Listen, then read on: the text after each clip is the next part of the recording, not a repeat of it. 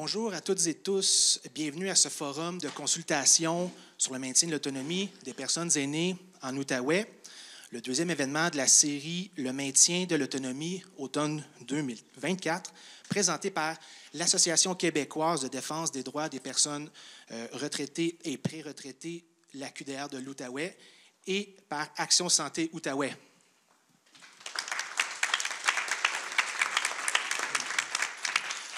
Je me présente, Mathieu Charbonneau, directeur d'Action Santé Outaouais. Je vous présente également Mme Luce Bernier, présidente de l'AQDR de l'Outaouais, et Denis Marcheterre, président d'Action Santé Outaouais, qui présente ce forum en collaboration avec l'AQDR de l'Outaouais.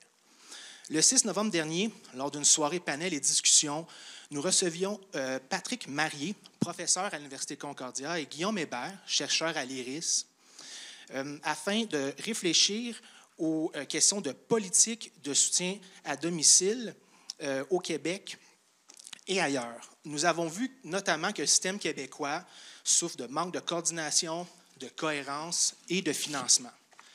Comme l'indique la commissaire à la santé et au bien-être dans son rapport de 2024, la politique nationale de soutien à domicile, adoptée au Québec en 2003, a été peu implantée et sous-financée. Selon la commissaire, l'actualisation de cette politique, amorcée en avril 2023 et qui a accouché d'un nouveau plan d'action 2024-2029, risque fortement de donner les mêmes résultats.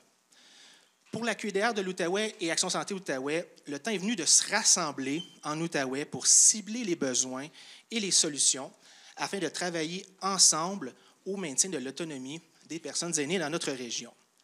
Pour amorcer ce forum, nous débutons avec un panel sur le soutien à domicile en Outaouais. Aujourd'hui, nous avons le plaisir de recevoir Dr Isabelle Brousseau-Tremblay, Mme Isabelle Léger et Mme Chantal Duguay.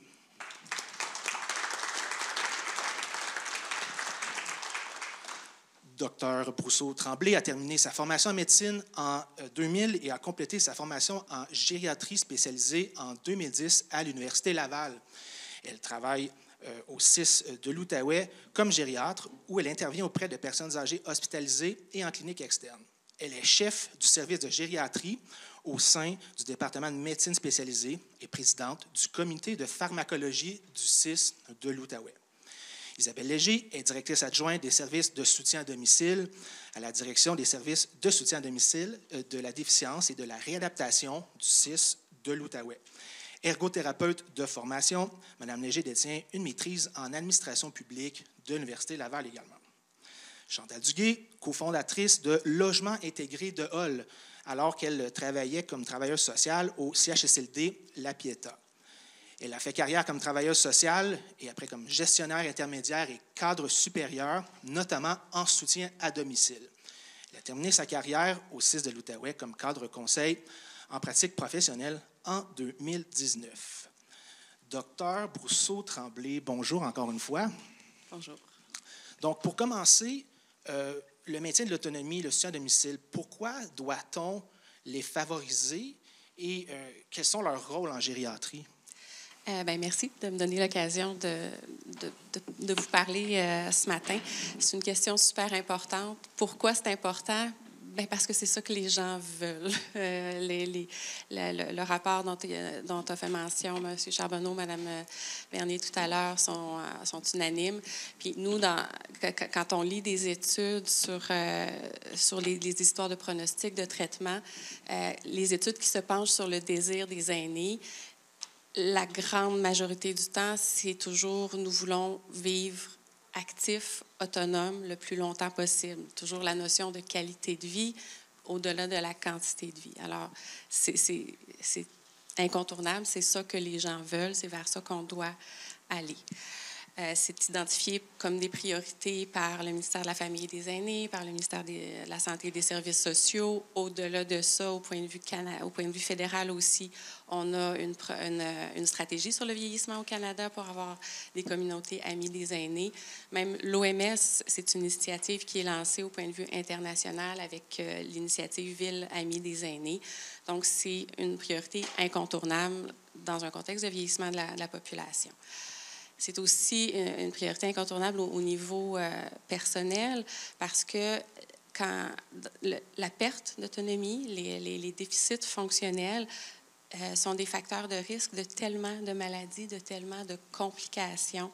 On va parler de délirium, là, des épisodes de confusion aiguë, lorsque les patients sont hospitalisés pour des complications médicales comme une fracture de la hanche, bien, une personne en perte d'autonomie a un moins bon pronostic vital et fonctionnel qu'une personne qui n'était pas en perte d'autonomie. Il y a plus de symptômes dépressifs, il y a plus d'institutionnalisation liée à la perte d'autonomie. Donc, les conséquences, au point de vue humain, sont catastrophiques. Alors, c'est un incontournable. Maintenant, comment s'inscrit le soutien à domicile dans ça, dans la prévention de la perte d'autonomie? Je pense qu'avant d'aller là, il faut savoir qu'est-ce qu'on entend par perte d'autonomie. La perte d'autonomie, pour nous, au point de vue médical ou dans nos évaluations, c'est l'antithèse l'autonomie, c'est l'antithèse du handicap. Donc, la perte d'autonomie, voyez-le comme la présence d'un handicap. Le handicap se développe en 3 étapes. On a d'abord une déficience d'un organe ou d'un système. Cette déficience-là peut ou pas induire une incapacité. Et cette incapacité peut ou pas induire un handicap, donc une perte d'autonomie. Je vous donne un exemple très simple. Une dame de 85 ans qui a de l'arthrose de sa hanche. L'arthrose de la hanche cause de la douleur et qui peut causer aussi une diminution, une faiblesse de sa jambe. Donc, on a une déficience du système. La hanche ne fonctionne pas comme elle ne le devrait. Cette déficience-là cause une incapacité à la dame à monter une volée de 12 marches. Cette incapacité-là peut se développer en handicap, parce que si la personne demeure dans un immeuble à logement à 3 étages, bien là, quand vient le temps de se rentrer et de sortir de chez elle, on a un handicap. Les handicaps peuvent être compensés par l'environnement social, par des ressources matérielles. Et c'est à tous ces niveaux-là que le réseau de la santé et le soutien à domicile peuvent agir. Pour prévenir les déficiences, bien, c'est beaucoup la prévention qui est utile à tout âge de la vie et dont on doit faire la promotion à tout moment de la vie. C'est pas la première fois que je participe à des panels, puis je pense que ma devise est devenue « il n'est jamais trop tard, c'est jamais trop peu », fait qu'il faut toujours faire de la prévention. L'organisation des soins aussi joue dans l'apparition et la prévention de l'apparition des déficiences. Les services à domicile vont avoir un premier rôle au niveau de la prévention des incapacités, beaucoup par la réadaptation. Parce qu'on est capable de faire des interventions sur certaines déficiences, sur certaines maladies, pour faire de la réadaptation et empêcher l'apparition d'une incapacité.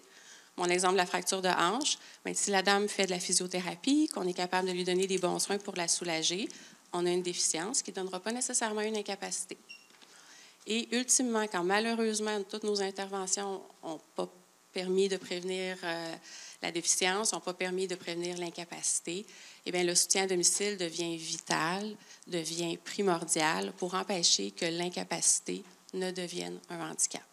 Donc, le travail du soutien à domicile va être de faire un inventaire très, très complet des capacités de la personne en termes de s'occuper de soi-même dans la vie quotidienne de tous les jours, là, s'habiller, se laver, aussi de la vie domestique, là, qu'on va dire faire sa cuisine, faire son ménage, aller faire ses courses et tout ça, mais aussi au niveau de son comportement, de la réalisation de ses rôles sociaux, au niveau de ses fonctions cognitives. Et là, quand on va avoir fait la liste de ce qui va et qui ne va pas, on va voir, OK, où est-ce que je peux intervenir pour éviter que les incapacités que j'ai notées ne deviennent des handicaps.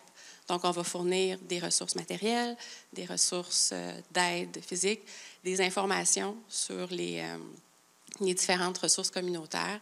Et c'est là que le rôle va être très important pour prévenir la perte d'autonomie, prévenir le handicap. Merci beaucoup, Dr Brousseau-Tremblay. Donc, on comprend les fondements médicaux et sociaux du maintien d'autonomie, du soutien à domicile. Madame Isabelle Léger, au CIS de l'Outaouais, quelle est la gamme de services offerts en soutien à domicile, mais aussi quel rôle joue le CIS de l'Outaouais dans cet écosystème du soutien à domicile, par exemple, en relation avec les organismes communautaires? Bien, en fait, la mission première du soutien à domicile, ça le dit, l'équipe de soins à domicile, c'est de maintenir l'usager dans son domicile.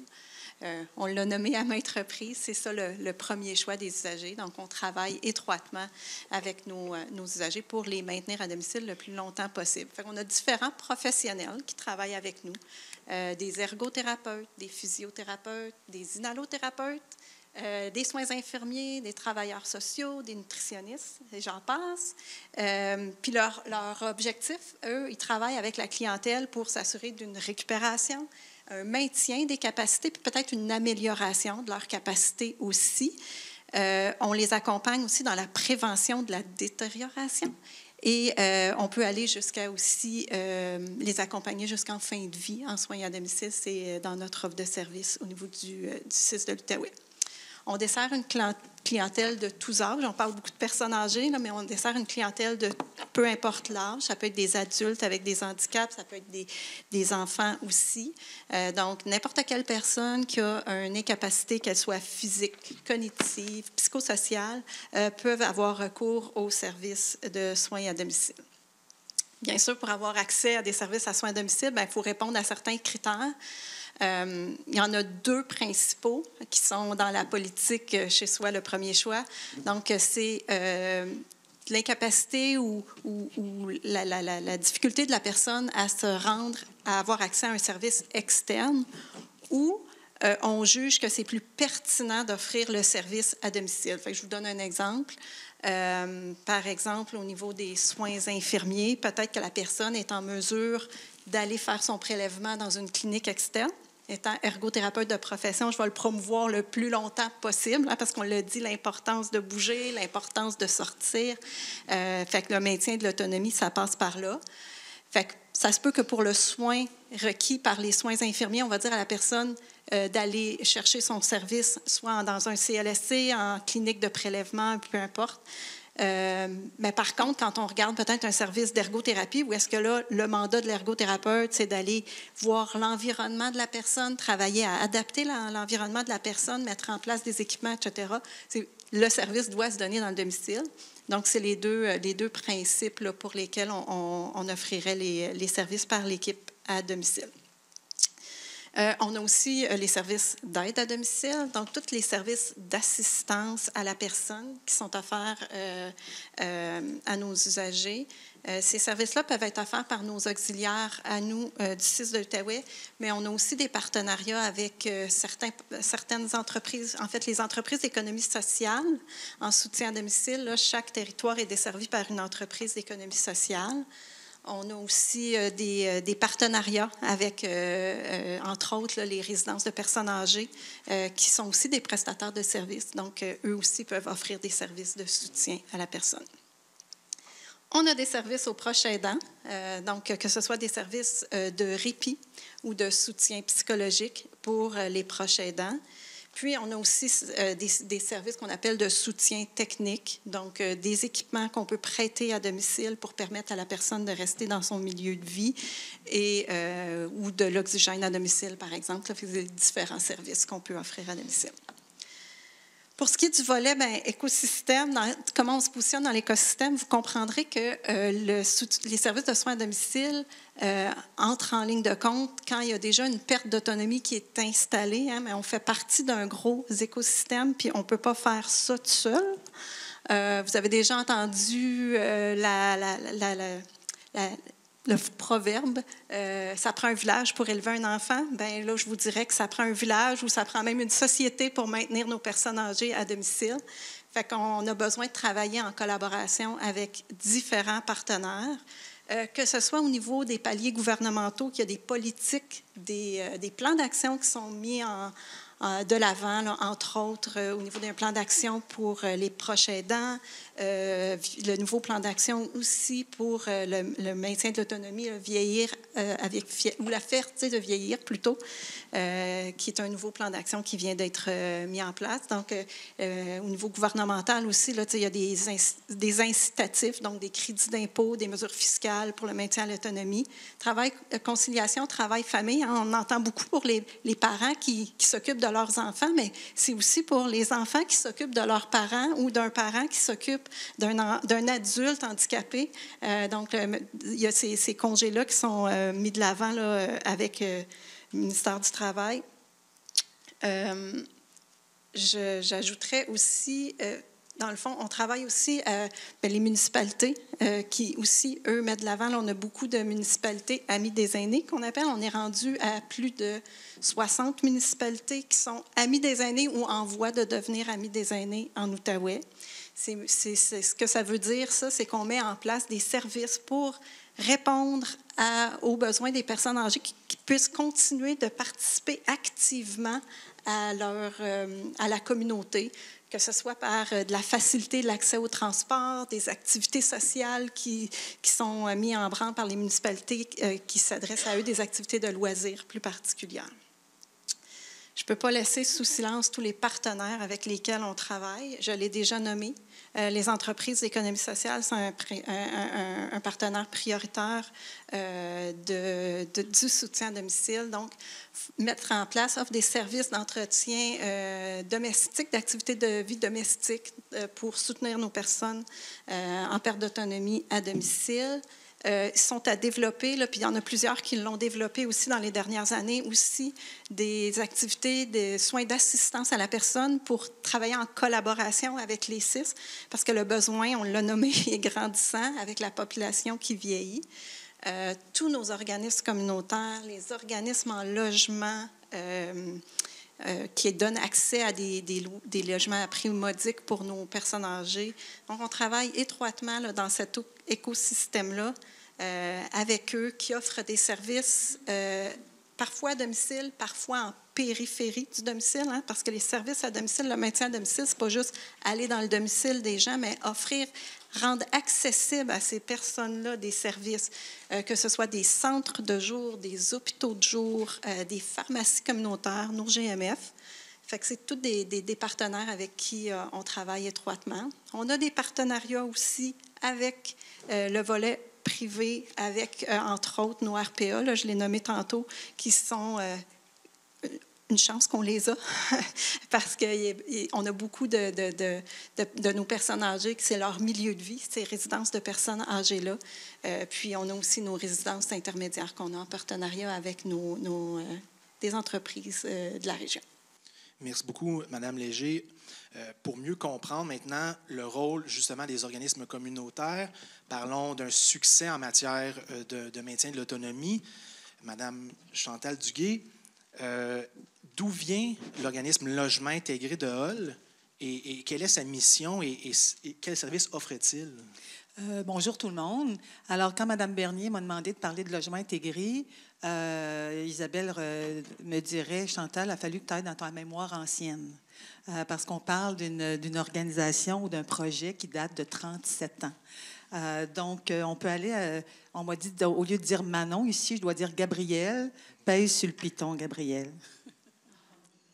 Alors, je vous ai préparé un petit visuel là, pour faciliter les choses. Alors, en 86-87, on était, pour les gens, là, parce qu'il y en a peut-être qui n'étaient pas au monde ou qui étaient très jeunes, mais il faut penser qu'on est on est en 86-87, donc les CHSLD, évidemment, on n'était pas dans ce qu'on est aujourd'hui, parce que ça a beaucoup évolué en termes de se rapprocher des projets de vie des gens, mais ce qui n'était pas le cas à l'époque. Alors, on avait de jeunes clientèles qui vivaient avec une déficience physique quand même assez lourde et qui, on s'entend, à cette époque-là, dans les CHSLD, il n'y avait pas d'activité adaptée à leur goût.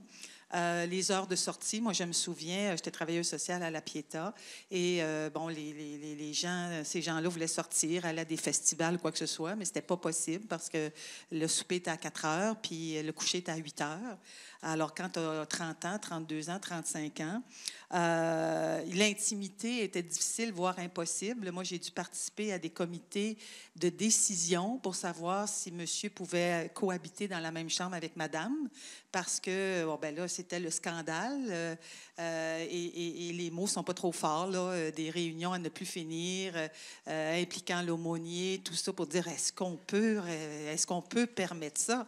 Alors, évidemment, c'est je ne sais plus comment on les appelait dans le temps, là, si c'était usagers, bénéficiaires ou autres, mais il n'y avait pas non plus la possibilité de participer tant que ça aux décisions. Prochaine diapo. Donc, on est vis-à-vis des gens, évidemment, qui avaient une grande perte d'autonomie sur le plan physique. Certains avaient des besoins de soins particuliers. Il y avait aussi, chez ces gens-là, la plupart, des besoins de nuit, un service de nuit qui était souvent très peu de temps, hein, 5 minutes, 10 minutes, mais essentiel. C'est des gens aussi qui forcément avaient des limites financières. Donc, c'est des gens qui avaient soit pas pu aller sur le marché du travail, si on parlait d'une déficience de toujours, et souvent un réseau social limité, ou en tout cas qui n'était pas nécessairement si présent que ça. Prochaine diapo. On se souvient que dans les fins des années 70, il y a quand même eu l'adoption de la loi 9 qui a assuré notamment l'exercice des droits des handicapés avec la fondation de l'OPHQ qu'on appelait à l'époque. Et il faut se rappeler à ce moment-là, ça nous paraît très loin, puis peut-être que c'était pas... on peut difficilement s'imaginer ça, mais à l'époque, il y avait un taux de vacances de logement qui était très important. On parle de 6, 7, 8, 10 % de taux de vacances dans les édifices à logement. Et bien, les soutiens à domicile existaient quand même à cette époque-là. Et il y avait aussi, à ce moment-là, on appelait ça le CIMAD. Alors, c'était l'acronyme pour dire des services intensifs de maintien à domicile. Il y avait aussi l'existence d'une aide financière pour adapter les logements. Alors, c'était quand même des programmes qui existaient à l'époque. L'aide financière pour payer son loyer, donc supplément au loyer. Et évidemment, dans le contexte, je dirais qu'on avait une bonne connaissance des besoins et aspirations des futurs locataires. Ma vie m'avait amenée à être préposée pendant mes études à la Pietà. Pendant 4, 5, 6 ans, là, toutes les études cégep et universitaires, si bien que je connaissais, et ils me connaissaient très bien, ces personnes-là. Donc, tout l'aspect de confiance et l'aspect aussi de reconnaître et de connaître leur aspiration a grandement aidé et ça a été très favorable. Quand Mathieu m'a demandé est-ce que tu es parmi les fondatrices de Logement intégré, je me demandais s'il voulait dire les pères fondateurs, mais nous, je dois vous dire qu'on était des mères fondatrices, puisqu'on était 3 femmes, Madame Bernier, moi et Madame Lemming, qui à l'époque, qui est décédée aujourd'hui, qui à l'époque, il y avait à l'Outaouais une association qui s'appelait l'Association des paraplégiques de l'Outaouais. Et Madame Lemming en était la directrice. Et pour toutes sortes de concours de circonstances, des fois, c'était les usagers qui connaissaient l'un ou l'autre, ou bref, on s'est mis en contact toutes les 3 de réseaux différents. Hein. Moi, j'étais vraiment dans le réseau, je ne sais plus comment ça s'appelait à l'époque, là, ça a dû être un CSS. Parce qu'on a ajouté les S avec les années, mais dans ce temps-là, c'était un centre de services sociaux, je pense. Et puis, donc, moi, j'étais vraiment dans le réseau plus officiel, l'organisme communautaire qui était avec nous et un organisme plus gouvernemental au PHQ. Alors, tu sais, ça faisait un team très, très, très intéressant et très, je dirais, dynamique et qui est donc, puis on connaissait ces gens-là pour diverses raisons. Et on avait la confiance, bien entendu, et ça, j'aurais dû mettre même le confiance en grand titre, en grandes lettres, parce que c'est vraiment important que les usagers bénéficiaires, personnes, résidents, qui veulent aller vers un projet comme celui-là, te fassent confiance. Les défis qu'on a eus à cette époque-là, c'est sûr qu'il y avait un scepticisme important des dirigeants et même de certains proches. Je vous dirais que la plupart, puis à raison, de façon très légitime, on avait peur que ça ne réussisse pas. Donc, on se disait, on déplace 6, 7, 8, 9 personnes d'un CHSLD pour les amener ailleurs si ça ne marche pas. Qu'est-ce qu'on va faire du jour au lendemain? Ça ne marche pas. On ne sera pas capable de tous les ramener. Va-t-il leur arriver quelque chose de grave? Donc, il y avait vraiment, c'était pas nécessairement un projet qui était vendu et qui était... tout le monde était un peu préoccupé par la pérennité de ce projet-là. Évidemment, il y avait aussi le défi d'obtenir des subventions de ce que je vous parle là. En obtenir une, en obtenir deux, ça va, mais l'idée était d'en obtenir une dizaine, une douzaine en même temps. Parce que pour une question financière, d'organisation, on ne voulait pas que les gens entrent un premier, puis un deuxième 3 mois, puis 4 mois, 6 mois, 2 ans plus tard. Alors, l'idée était que dans un laps de temps assez court, tout le monde puisse intégrer leur nouveau logement. Et puis, il fallait trouver un propriétaire qui accepte. On avait d'ores et déjà tout de suite décidé qu'on ne voulait pas un édifice à logement qui avait peut-être 20 logements et que 10 allaient être occupés par des personnes à mobilité réduite de façon quand même en fauteuil roulant. Tout ça parce qu'on s'est dit, ben ça va faire ghetto, ça va faire... tout le monde va parler de l'édifice des personnes en fauteuil roulant. On ne voulait pas ça. Donc, on s'est tout de suite enligné vers un édifice à logement plus important, c'est-à-dire avec beaucoup de logements pour que le 10-12 logements adaptés se fondent à l'intérieur de cette communauté-là, si on veut. On a trouvé une agence de services de maintien à domicile parce qu'il fallait les donner des services et il fallait avoir un grand défi, un grand enjeu qui était le défi du récurrence du financement. 37 ans plus tard, on change de diapo. Je ne sais pas si on me suit, là. Alors, c'était un projet qu'il faut bien se rendre compte que 37 ans plus tard, il y a eu une pérennité. Son statut a évolué parce que je dois vous dire que quand on a mis sur pied Logement intégré, ce n'était pas du tout un organisme communautaire. Je pense que le cordon ombilical avec le réseau était important pour un petit moment. C'était le premier type de logement alternatif à l'époque.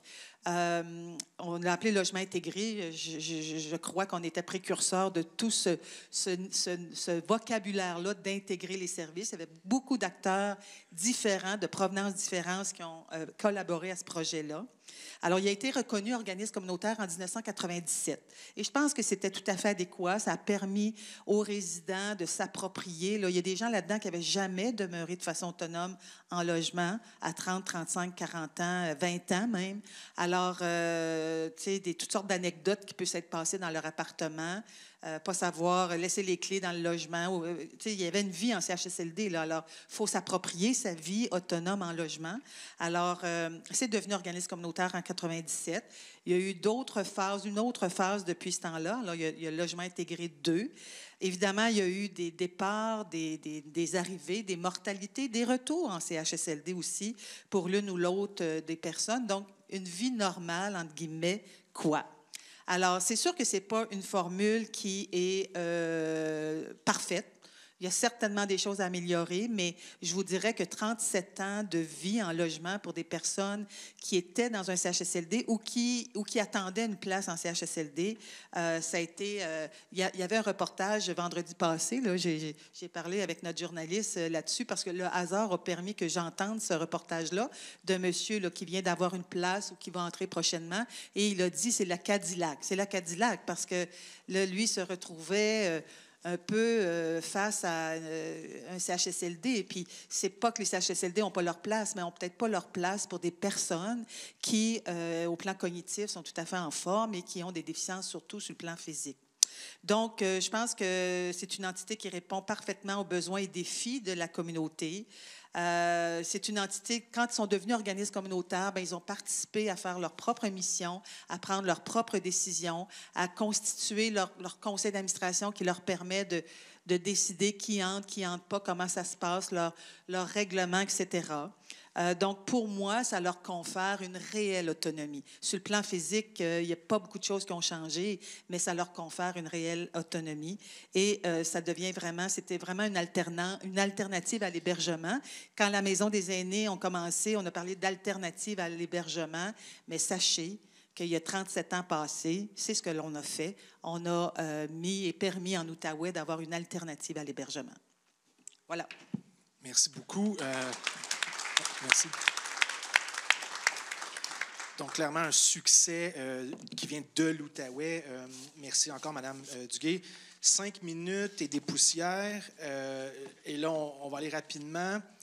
Peut-être se concentrer sur les solutions, là, mais à vos yeux, 2-3 défis principaux et surtout 2-3 solutions principales pour le maintien d'autonomie, le soutien à domicile en Outaouais. Qui veut briser la glace? Je peux y aller. Une des choses que je remarque beaucoup dans mon approche clinique à mes patients, c'est l'étalement géographique et les accès inégaux aux divers services. Dans certains de nos MRC ou réseaux locaux de services, on a des choses qui vont mieux, comme l'attente au soutien à domicile est moins longue à telle place, mais par contre, ils n'ont pas accès à nos services de gériatrie ou ils n'ont pas accès aux services de réadaptation. Alors moi, c'est un enjeu que je trouve assez particulier à la région et que je pense qu'il faut réfléchir, qu'il faut adresser. Une des idées qu'on développe, là, on le fait de plus en plus, là, il y a bien sûr l'accès à la téléconsultation. S'il y a quelque chose que la COVID a eu de bon, c'est que ça nous a ouvert sur cette option-là. Téléconsultation, téléréadaptation. D'intégrer aussi un peu plus dans nos pratiques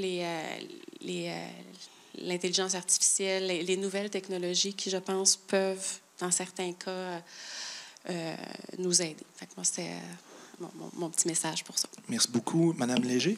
Oui, moi, je vous parlerai d'un des enjeux, c'est l'accessibilité aux services. Mais vous dire que, dans le fond, il y a beaucoup de travaux qui sont faits en ce sens depuis déjà plusieurs années pour améliorer l'accessibilité aux services. Entre autres, au CIS de l'Outaouais, on est un projet pilote pour la valorisation des services au soutien à domicile.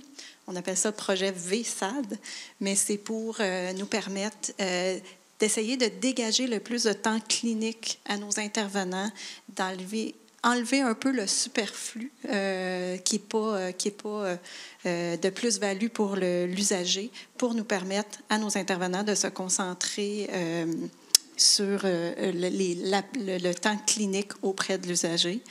Il y a une autre chose pour améliorer l'accessibilité aux services ou diminuer le recours aux besoins des services, bien, c'est la prévention. Je pense que la solution, ça passe par la prévention. Dr Brousseau-Tremblay l'a nommé d'entrée de jeu. Si on repousse la perte d'autonomie le plus longtemps possible, bien, on va éviter que la personne se trouve en situation de handicap. Donc, il y a beaucoup de travaux qui sont faits en prévention. Spécifiquement à l'équipe de soutien à domicile, on a la prévention des chutes. La chute, qui est un programme qui est offert à la population de 55 ans et plus dans l'Outaouais. Puis, on a tout récemment, là, ça aussi, c'est une autre des bonnes choses de la pandémie, développé le service de maintien de l'autonomie. Donc, des services qui sont offerts, là, entre autres par des kinésiologues qui vont dans nos résidences de personnes âgées, nos résidences intermédiaires, puis aller faire de la stimulation autant physique que cognitive, sociale aussi. Hein? Ça, c'est un des plus grands prédicateurs de perte d'autonomie, l'arrêt des activités sociales des personnes âgées. Donc, on travaille étroitement avec eux. Et la santé publique qui travaille beaucoup aussi à développer là, des liens avec nos organismes communautaires qui sont des grands promoteurs de toutes ces activités de prévention du déconditionnement. La prévention, briser l'isolement social, ce sont des enjeux qui reviennent chez Action Santé Outaouais et à la QDR de l'Outaouais également. Maintenant, Mme Duguay, les solutions prioritaires, les défis à vos yeux pour l'Outaouais? Bien, moi, j'avais indiqué dans les besoins, notamment un besoin de main-d'œuvre. De la main-d'œuvre formée. On a parlé beaucoup d'une main-d'œuvre formée sur le plan des techniques, la nature de leur profession, mais aussi toute la formation en lien avec les comportements, les attitudes, l'écoute, l'empathie, le respect. Bon, tout ça, c'est des défis, là, parce qu'on est avec des aînés. Alors, en termes de les défis de génération, c'est sûrement présent. On en a parlé depuis le début, puis Mme Bernier en faisait référence dans le rapport de la commissaire, l'intégration des services. Pour moi, c'est un défi énorme. Et en tout cas, à mon point de vue, puis je suis moins près là, que mes collègues dans le réseau actuel, mais ça reste un défi, ça reste pas nécessairement quelque chose de réussi à 100%. L'accès. Hein, c'est un défi, l'accès aux services. On entend ça dans les médias tout le temps. Quand on a accès, ça va bien, on a des services de qualité, tout ça, mais c'est l'accès. Quand on va avoir accès, évidemment, la question pour plus le communautaire, le financement. C'est un défi important. J'ai trouvé ça intéressant quand vous avez noté l'intégration, puis je me l'étais noté. Moi, quand j'approche un patient en perte d'autonomie, je vois qu'on a une équipe là, à 4. On a le patient qui est le premier membre de l'équipe. l'usager, la personne âgée. On a ses proches aidants, qui sont le deuxième membre de l'équipe, le réseau et le communautaire. Puis, c'est ça, il faut qu'on apprenne à mieux s'écouter, à mieux se parler, à mieux tendre vers des objectifs communs qui doivent être les objectifs de l'usager, de la personne âgée vieillissante. Fait que c'est cette espèce d'équipe à quatre-là, faut qu'on trouve un moyen qu'elle soit là pour tout le monde. Ces équipes-là c'est favorisé dans des milieux comme le milieu hospitalier, un RPA, dans un milieu locatif, mais je pense qu'à domicile, ça reste un défi de faire de l'intégration de services avec les partenaires quand la personne est à domicile. Je ne sais pas si on est rendu à déplacer des équipes à domicile ou à amener les gens du domicile à participer parce qu'il y a tout ce défi-là que moi, j'ai connu ça aussi, j'ai travaillé une dizaine d'années à la ressource. Reconnaître que l'usager et son proche aidant, ce sont les experts, les premiers des besoins de la personne. Et je vivais ça même à la ressource avec les jeunes où, on disait, les orthophonistes, tout ça, on leur disait, écoute le parent, c'est le premier expert de reconnaître ce que son enfant, son parent, sa personne vit, comment elle le vit. Alors ça, je pense que le défi d'intégrer encore plus quand quelqu'un vit à domicile. Isabelle Léger, rapidement. Oui, bien, en fait, c'était effectivement une solution aussi que j'avais identifiée de consolider. On a beaucoup de partenariats avec nos organismes communautaires, mais de les consolider et de travailler en complémentarité avec eux.